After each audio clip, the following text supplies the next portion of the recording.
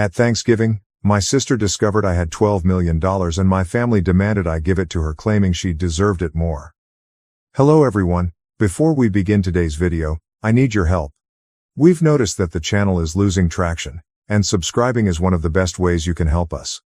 It's quick, free, and allows us to continue bringing you great content. Your support means everything. Let us keep this channel growing collectively. Thank you very much. Now, let's begin the video. Using a throwaway for obvious reasons, with certain specifics modified to preserve anonymity. So I'm Sarah, 38, female, and I need to get this off my chest. Do you know those family dynamics in which one child can do no wrong while the other appears to be invisible? Yes, welcome to my life. Everything was very typical until I was 8. I was an only kid, and while my parents were not particularly warm and fuzzy, they were present, I suppose. Mom would help me with my homework, and Dad would occasionally take me fishing on Lake St. Clair. We weren't the Brady Bunch, but we were fine. Then came the night that would change everything. I recall my Aunt Kelly showing up at 2 a.m. and telling me to pack a suitcase because Mom was in the hospital. My sister, Rachel, was on her way, but something was wrong. She wasn't meant to arrive for another 2 months. The following few weeks were a flurry of hospital visits and hush chats. Rachel was really little. She looked like one of my baby dolls, but with all these tubes and cables, I wasn't allowed to touch her or get too close. That was the first time I felt it, an invisible wall forming between me and the rest of my family.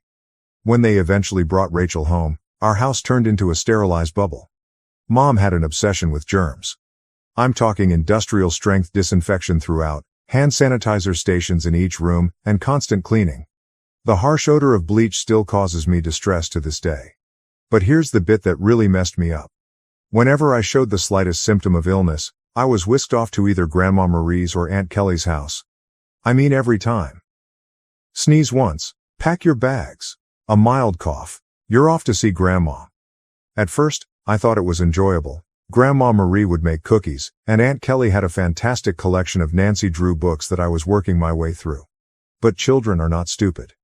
After a while, you begin to understand what is actually going on. You are not being sent away on adventures. You are being handled as a threat. As if your entire existence could damage your beloved sister. I tried everything to gain their attention in a healthier manner. Honestly, everything? Got all A's? Mom would scarcely look up from Rachel's most recent doctor's appointment calendar. Won first prize in the scientific fair with a project about renewable energy. Dad just asked if I could store the display board in the garage since Rachel is allergic to cardboard dust. Is this even a thing? The real kicker came when I was 12. For months, I'd been practicing for the school talent show, teaching myself to perform Bridge Over Troubled Water on the piano. I know it's a little too obvious. Rachel had a 99.1 degree Fahrenheit fever on the night of the show. Guess who did not have anyone in the audience? Meanwhile, 2 weeks later, the entire family, including both sets of grandparents, attended Rachel's 15-minute flute recital, during which she essentially killed hot cross buns. Rachel immediately learned how to use the system. By the age of 7, she had outgrown any real health difficulties, but that didn't stop her from performing. Headache? Must remain home from school. Feeling tired? Someone else, guess who, should perform her tasks. Worried about a test? Mom would literally call the school to have the deadline extended.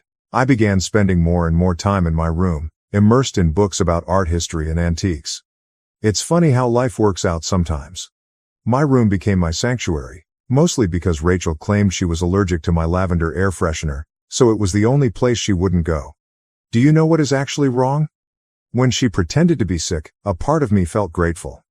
At the very least, I'd be taken to Grandma Marie's, where someone would ask about my day or be interested in what I was about. Grandma was the one who sparked my interest in vintage jewelry. She had an incredible collection of costume pieces that she let me organize and catalog. I suppose I should have regarded it as prophetic. The worst thing wasn't even the clear favoritism. It was how they rewrote history to excuse their actions. Rachel just needs more attention because she had such a rough start. Sarah's always been so independent. Sarah understands that her sister has special needs. Number I did not comprehend. I was a child who didn't understand why having a good immune system made me less deserving of love. Looking back, I can see how these years shaped me. The persistent message that I was somehow unsafe or inconvenient to be around doesn't just go away. But hey, At least it taught me to be self-sufficient. When no one checks your homework or cares about your triumphs, you quickly learn to be your own cheerleader. High school, the majority of people either loved or loathed it. Me, I regarded it as a ticket out. While Rachel was establishing her drama empire in middle school, I was laying the groundwork for my own escape. And let me tell you, nothing inspires you to accomplish more than knowing that no one will do it for you. Remember how I said I spent hours sorting Grandma Marie's jewelry collection? That taught me a valuable lesson: the need for systematic organization and attention to detail. In high school, I approached everything with the same perspective. My desk at home resembled something out of an organization magazine: color-coded notes, meticulously organized study plans, and everything had its place. Rachel teased me about it, calling me Rain Man. Very great, sis. But here's the thing about being invisible: no one is monitoring your failures or successes. So do whatever the heck you want. I joined every club that would not interfere with my part-time employment at Carson's Diner. Thank you to Carol, the owner, for remembering my birthday when my own parents had forgotten. Debate team? Check. Who is the National Honor Society president? Check. Who is the editor-in-chief of the school newspaper? Check. The debate team was when I truly found my voice. There's something quite rewarding about shattering someone's argument while maintaining complete composure. It also taught me how to negotiate, which I didn't realize at the time but would be useful later. I've won states twice. Rachel had major soccer games, therefore my parents were unable to attend both competitions. She was on the C team, did not even play. The game changer the junior year was when things truly became interesting. I took the SAT and received a flawless score. Not like, oh, pretty good, perfect. I mean, perfect. 1600. You know how many people receive that? Less than 1%. I remember staring at the results screen for almost 20 minutes, convinced it was an error. I rushed home to tell my parents. I realized this is stupid. Mom was in the kitchen assisting Rachel with her English homework. The conversation went something like this. My reaction: Mom. Look, I got a perfect SAT score. Mama. That's nice, honey, but can you keep it down? Rachel's trying to concentrate. She has a big test tomorrow. Rachel, you're correct. Yeah, some of us actually have to study, Miss Perfect. She said. Rachel, sweetie, don't stress. You're just a different kind of learner. I still have the hard copy of those SAT results someplace. Never got pinned on the fridge. But Rachel's C+ in English? That infant received primo refrigerator real estate, complete with a "we're so proud of you" magnet. College applications. The college application procedure was interesting. I applied to 15 schools without informing anyone. I wrote all of my own essays, gathered my own recommendations, and handled all of the financial assistance paperwork myself. My guidance advisor, Mr. Chen, was the true MVP. My parents were too busy to help me with the FAFSA, so I stayed late after school. Then acceptances began to arrive. Harvard, Yale, Princeton, Michigan, and each one comes with a scholarship offer. I stored them all in a locked box under my bed, knowing what would happen if Rachel discovered them. They'd suddenly shifted their focus entirely to her. But if Sarah goes to Harvard, I'll be all alone. Or some nonsense like that. The day I received my full ride offer from UMich, Rachel joined JV cheerleading. Guess which one was celebrated with a family feast?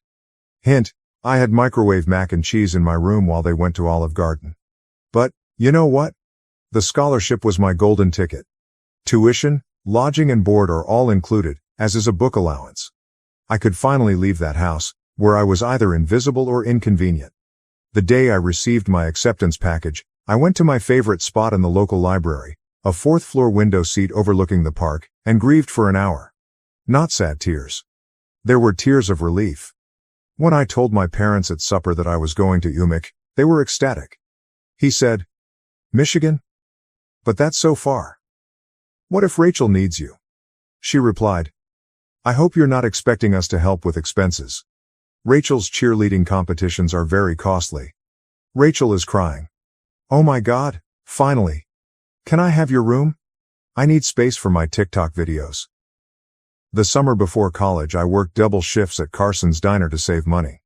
Carol, bless her heart, always gave me additional tips and made sure I got to take home leftover pie at the conclusion of my shifts. She also taught me a vital skill: how to recognize genuine people in a society full of fakes. Baby, she'd tell me, in diners and in life, the ones making the most noise usually have the least to say. Move-in day at U, Michigan? My folks couldn't attend because, surprise, Rachel had a cheerleading competition. Aunt Kelly drove me instead, helped me set up my dorm room, and gave me a $500 envelope.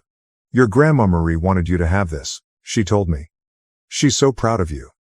Later, I learned that Grandma had been saving that money from her Social Security checks for months. That first night in my dorm room, I promised myself I was going to create such a wonderful life that being overlooked would be inconceivable. Not for vengeance. Nothing to prove to my family. But what about the 8-year-old girl who used to get sent to Grandma's house for sneezing? College and the beginning of something new. College went by in a flurry of all-nighters, instant ramen, and heavenly independence. I graduated summa cum laude from the University of Michigan. Not that my folks noticed. They were too busy helping Rachel transfer to her third college in 2 years. But this is where the plot takes an unexpected turn. I got an entry-level job at Everett and Phillips Auction House in Detroit. I won't use the real name for obvious reasons, but if you're in the business, you probably know who I'm talking about. A genuine high-end establishment, many old money clients, that type of transaction. I began with their estate sales business, which involved documenting the belongings of wealthy individuals after their deaths. Not exactly glamorous, but it paid the bills. The breakthrough. My first several months were very standard, logging countless china sets, categorizing vintage furniture, and so on. Next followed the Kingston estate. Mrs. Kingston was an elderly widow who had died with no children, leaving behind what everyone assumed was a huge collection of costume jewelry. Rooms filled with the material? This is where those hours at Grandma Marie's came in useful. I'm looking through this stack of jewelry when something catches my attention. It's an Art Deco brooch. Nothing really showy, yet something about it felt different.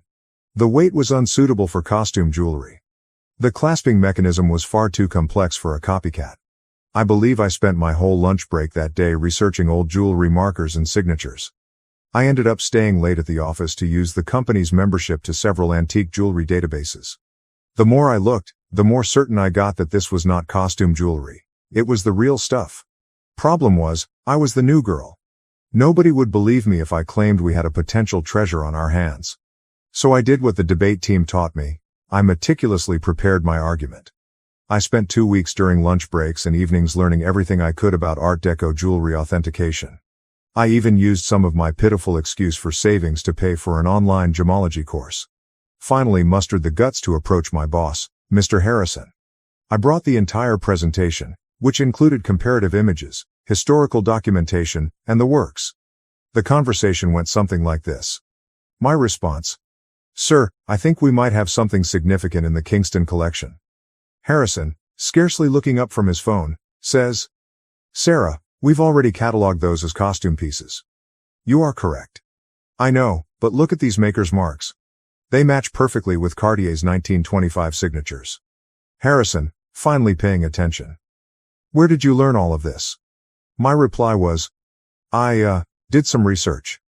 Long story short, the costume brooch sold for $47,000 at auction. It turns out that it was part of a limited collection created for some European set in the 1920s. But here's the real kicker. Harrison started to trust me after that. He began giving me other artifacts to authenticate. Suddenly, my pointless pastime of sorting antique jewels acquired real significance. I devoted myself to learning everything I could about vintage jewelry. I took every online course I could afford. I spent weekends at estate sales, researching items. Even began a small notepad to document various authentication procedures. My apartment looked like a jewelry scholar's fever dream, with walls covered with printouts of vintage hallmarks and certification guidelines. The auction house started getting results. I was discovering important items that others had overlooked, developing contacts with collectors, and knowing the market. My commission checks became larger. For the first time in my life, I was not simply surviving, I was also saving money. Family? Still remarkably uninterested. At Sunday dinners, which I still went to like a fool, the discourse went like this. Mom. Sarah's still at that antique shop, right? This is me. Auction house, and yes. Actually, I just authenticated a rare Tiffany piece. Rachel interrupts. Oh my god. Speaking of jewelry. You guys have to see this charm bracelet I bought at the mall. But I didn't care anymore. For once in my life, I had discovered something wholly mine. Something I was actually excellent at. Something unrelated to being Rachel's sister or family disappointment. The Rothschild collection. Then came the Rothschild collection. This was about 2 years into my employment at the auction business. A massive estate. Old money family. There's a lot of buzz in the industry. I was part of the team that cataloged their jewelry collection. And that's when I noticed it. A fairly commonplace Art Nouveau piece that everyone else had missed. I spent 3 days investigating it. I barely slept. It turned out to be a piece from a famous French jeweler's private collection, which was supposed to have been lost during World War II. When it sold at auction for $238,000, Harrison summoned me to his office. I believed I was being promoted. Instead, he said something that completely changed the situation. "Sarah, you're wasting your talent here. You should be running your own authentication business." Initially, I shrugged it off. Me? Start a business? With what money? However, the notion took root. I began doing modest freelance authentication projects on the side. Word spread that I had a terrific site. Private collectors began contacting us directly. One night, I was sitting in my modest apartment, surrounded by jewelry manuals and authentication tools that I had gradually accumulated, when I had an epiphany. This is something I could actually do. I could create anything on my own. So I did what any reasonable person would do. I took out a large debt against my car. I emptied my savings account. I rented a small office space in a less desirable area of town. People believed I was insane. Perhaps I was. I transformed a storage room above a Chinese restaurant that was about the size of a college dorm room. The rent was low because it always smelled like Kung Pao chicken, and the Wi-Fi only functioned if you sat in the corner by the window. But it was mine. The struggle. The first few months were interesting, and by interesting, I mean scary. I'd awaken at 4 a.m. with cold sweats, calculating how many months till my savings ran out. Loan payments felt like a rope around my neck. My office furnishings comprised of, I purchased a card table from Goodwill. A chair I literally found on the curb. Don't worry, it was thoroughly cleaned. However, in the world of high-end jewelry, reputation and contacts are everything. And my experience at the auction house provided me with both. I started small by doing authentication work for local antique dealers. My fees were lower than the larger organizations, but my attention to detail was becoming known. Word spread. 6 months later, a watershed moment occurred. A dealer I had dealt with at the auction house inquired about a collection of Victorian-era brooches. The owner requested confirmation before selling. It turned out to be a massive collection, with pieces from 3 generations of families. I worked on it for 2 weeks straight, rarely sleeping and documenting everything. I discovered 2 extremely rare pieces that had been misinterpreted as later replicas. The owner was so delighted with my detailed analysis that she not only paid my fee, but also offered me a 10% commission when the piece sold. Was that a commission? $86,000. More money than I had earned in the preceding 2 years combined. Suddenly, my phone rang.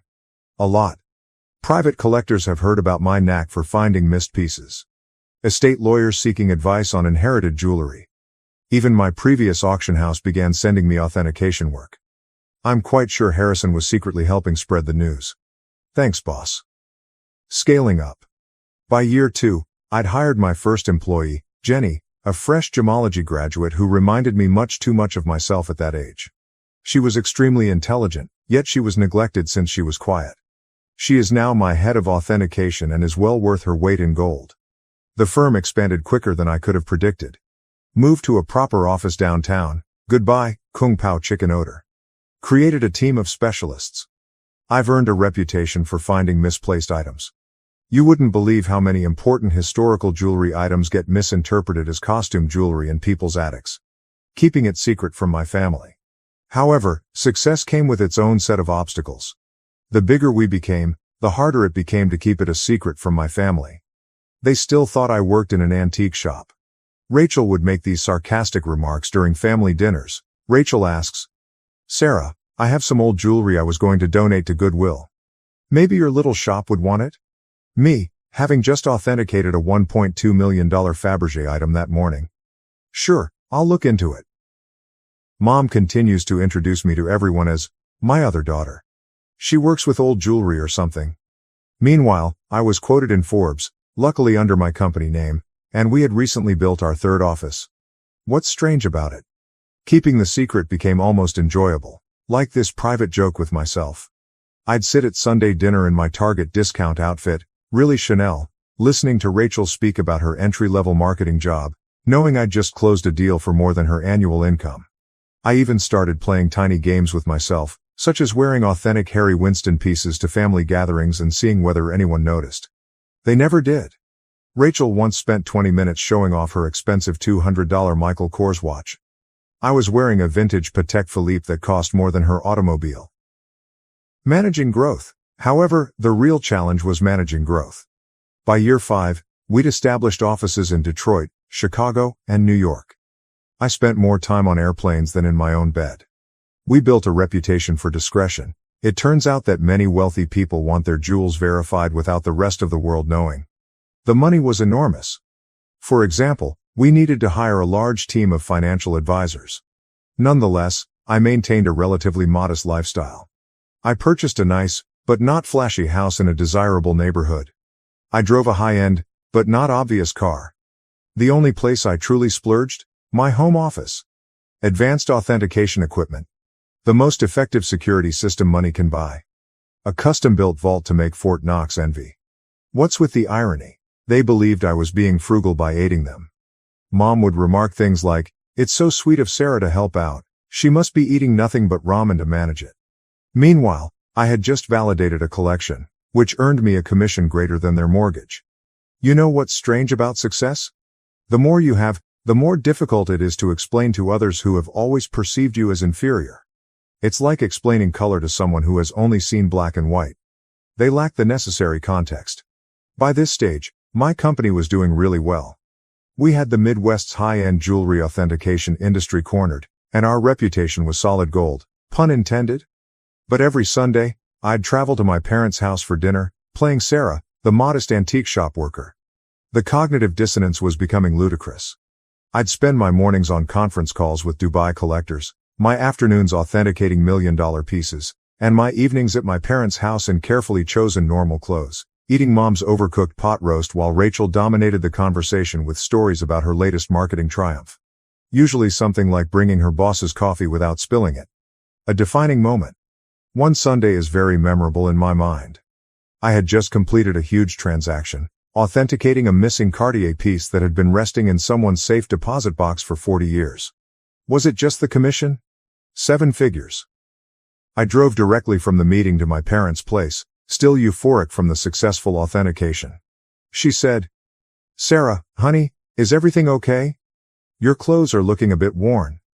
"Oh, trying to save money," I said, wearing a $3,000 cashmere sweater that I had purposefully chosen for its subtle appearance.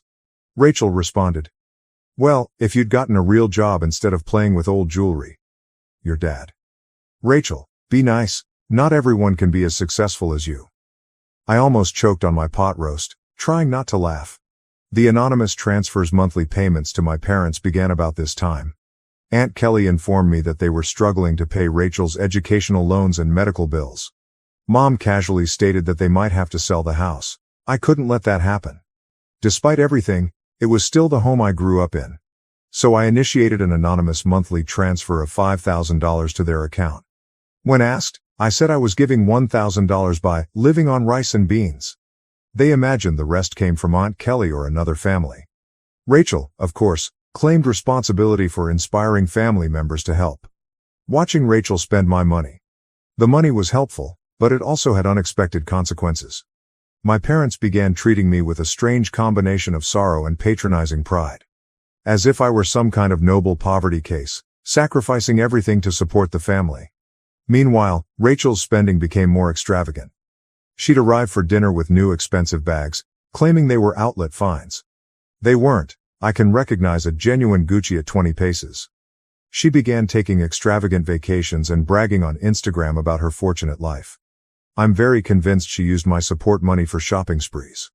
However, I remained silent. The irony was simply wonderful. The MBA drama. Then came the college fund drama. Rachel revealed that she wants to return to school for her MBA. Another private university, of course. Only the best for the golden child. Mom contacted me in tears, explaining how they couldn't afford it. I say, maybe Rachel could look at state schools? They have good programs too. My mother. Oh honey, you don't understand. Your sister needs to maintain certain standards. But, speaking of assisting, may I increase my monthly contribution for a few years? I increased it to $7,000 per month. My accounts were unaffected.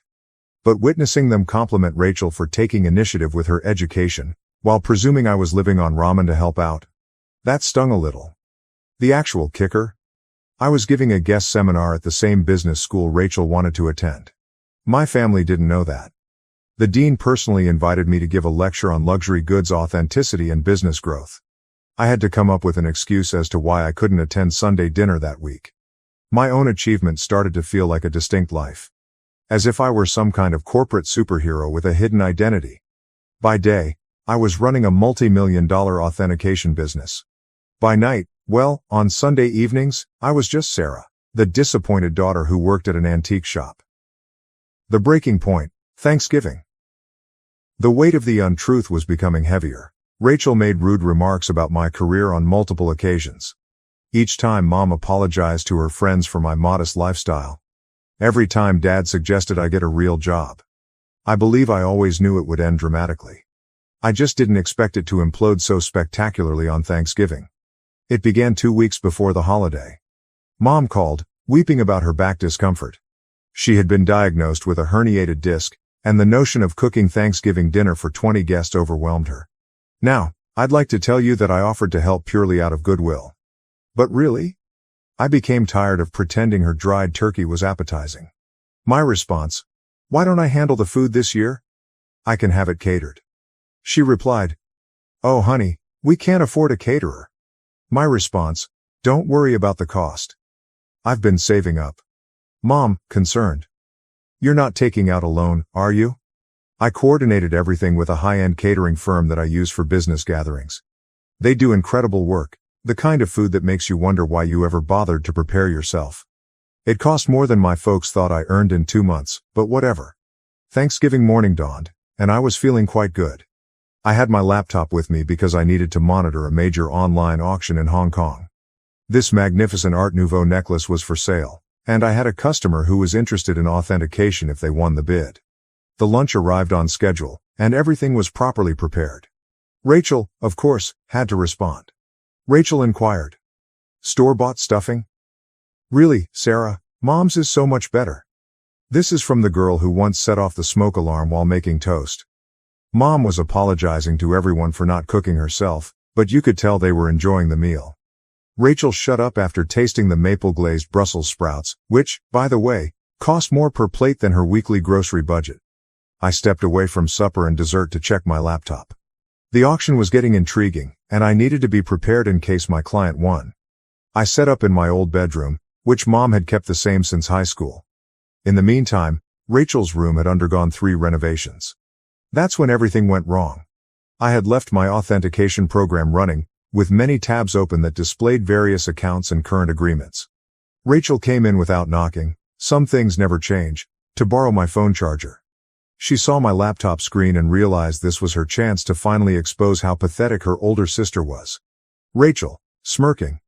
Let's show everyone what Sarah's really been up to. Before I could stop her, she took my laptop and walked into the dining room. The big reveal, picture this, 20 people, including aunts, uncles, cousins, and my parents, filled with gourmet turkey and half drunk on pricey wine, which they mistook for Trader Joe's. Rachel's reaction. Time to see what kind of important work Sarah's doing on Thanksgiving. She flipped the laptop around triumphantly, apparently intending to disgrace me with whatever minor antique transactions she assumed I was working on. The room went completely silent. You could hear the fancy clock I got Mom for Christmas ticking silently. She believed it was a reproduction. My screen displayed, current account balance, $12.4 million, pending authentication contract, $485,000. Recent transaction, $1.2 million, Hong Kong auction, company's quarterly profit report, $4.2 million. Rachel's face shifted through 5 different emotions in 3 seconds. The final one landed somewhere between astonishment and nausea. She actually swayed slightly on her feet. Rachel whispers, "This cannot be right," she said. "Rachel, honey, what is it?" Rachel, voice cracking. She's rich.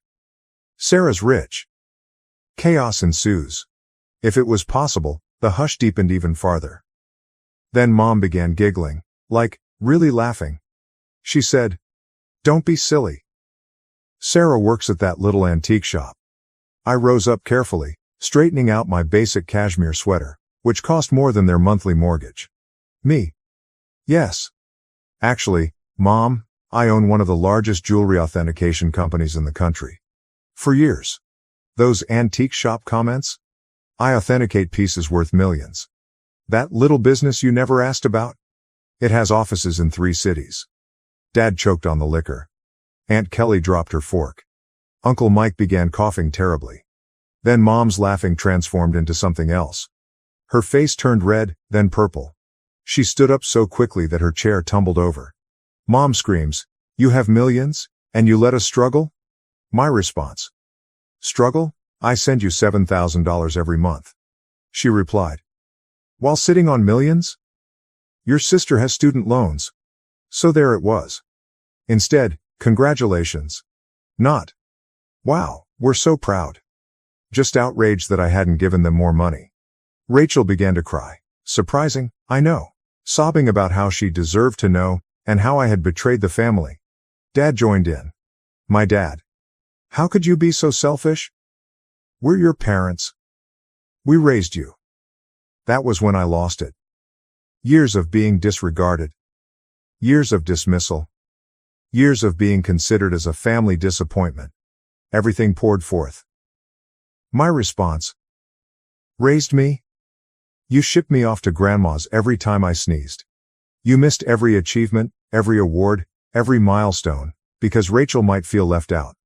You never saved a penny for my college but took out loans for her private school. And now, you're mad that I built something for myself. The following 5 minutes were chaotic. Mom screamed about family obligations. Dad is yelling about ungrateful children. Rachel alternated between sobbing and demanding to know just how much money I had. Meanwhile, the fancy catering team attempted to serve dessert while seeming exceedingly uncomfortable. I grabbed my laptop, took my Hermes bag, which Mom had previously commended as a nice replica, and walked out. Behind me, I could hear Mom discussing how to spend my money, something about Rachel's MBA and a new car. As I went home in my sensible automobile, a limited edition BMW, my phone started filling up with texts.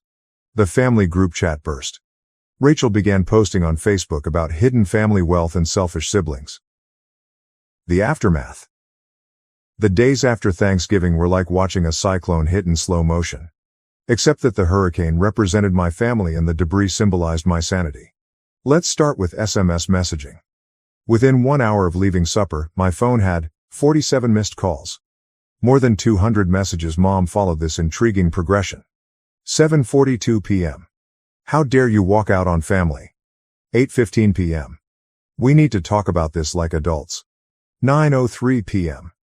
Your sister deserves a share of your success. 10:30 p.m. I've already called a realtor about houses in better neighborhoods. 11:45 p.m. Why aren't you answering? This is your mother. Meanwhile, Rachel had become a full-fledged social media fighter. Rachel, on the other hand, had fully embraced social networking. She wrote an enormous rant on Facebook about how her millionaire sister had been hoarding wealth while watching her beloved family struggle. The comments section was insane. Distant cousins and former high school classmates, whom I hadn't spoken to in years, suddenly formed strong ideas about my moral character. But this is the bit that really grabbed me. Rachel actually posted, all those years of me trying to help Sarah's career, giving her advice about moving up from that little antique shop, and she was secretly wealthy. The betrayal hurt so much I nearly threw my phone across the room. What was the only career advice she ever gave me? I suggest I try selling jewelry on Etsy.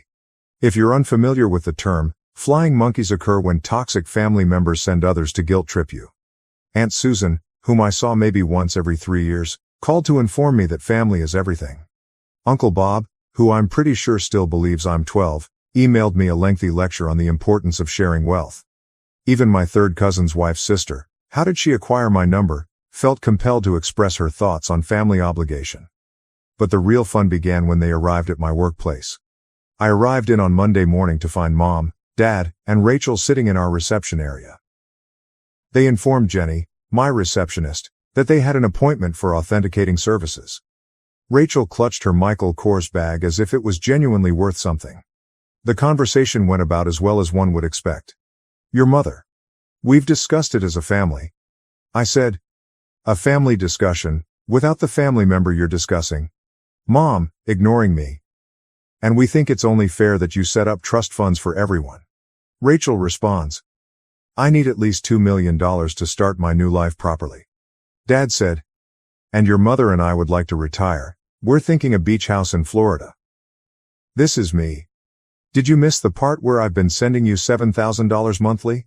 Rachel responds. That's nothing compared to what you have. You owe us. You're thinking, I owe you? For what, exactly? The years of being ignored? The missed graduations? The constant comparisons? Mama. Don't be dramatic, Sarah. We gave you everything. My response. No. I gave myself everything, and you know what? I'm done. Right there in my own office lobby, I took out my phone and canceled the monthly transfers to their account. Mom gasped as if I'd slapped her. Rachel began her phony crying performance, but quickly stopped when she saw it wasn't working.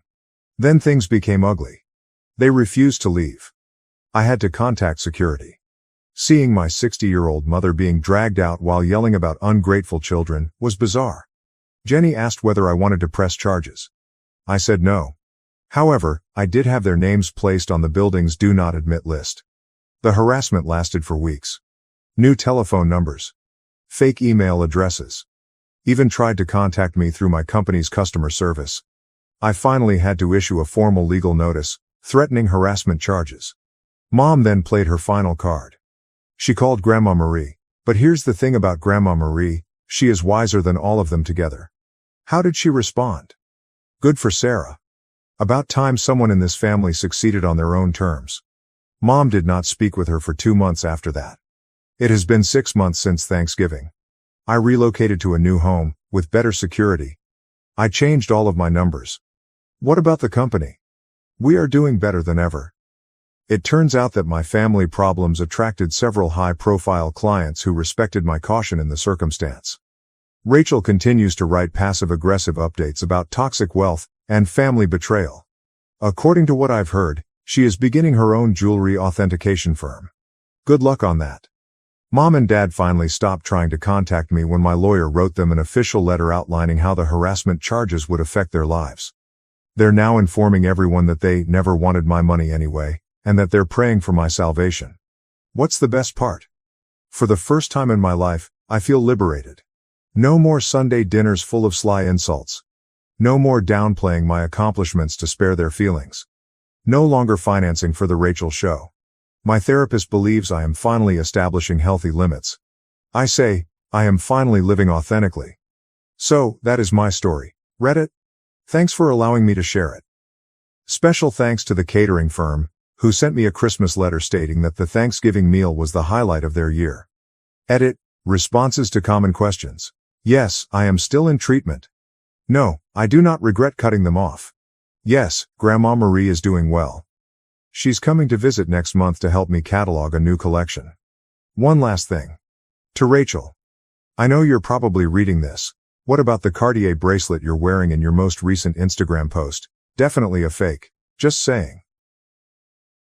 Thank you for watching. If you haven't subscribed yet, please do so and hit the notification bell to stay updated with more shocking real-life stories happening around you.